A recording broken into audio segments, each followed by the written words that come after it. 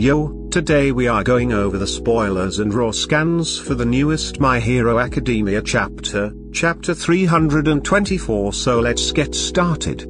Chapter title, A Teenager's Request.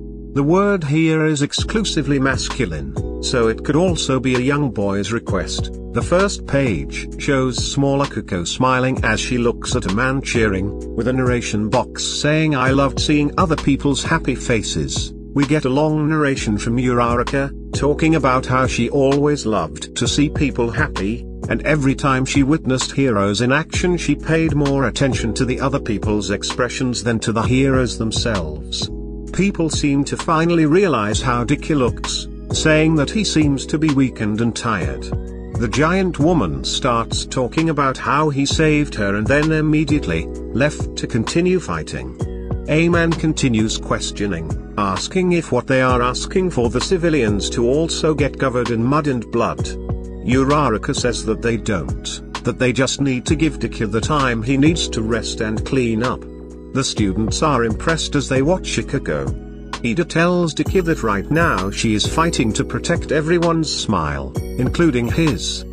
Dicky begins to cry and shouts Uraraka. She continues her speech, saying that they can't do anything to calm the civilians down because the heroes themselves are also scared, and that's why they are just like everyone else. In the narration, she wonders once again who will save the heroes who are in pain.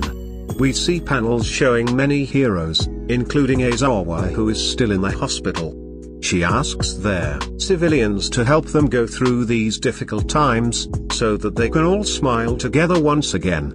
At this moment she remembers Toga crying and hesitates for a second.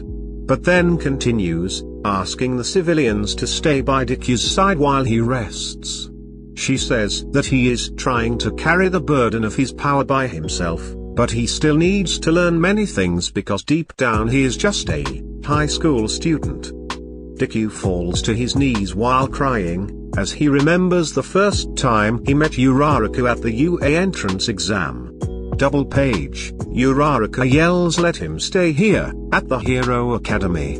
At the same time, there's a narration from Dicky. He says that this is the story of how he became the greatest hero.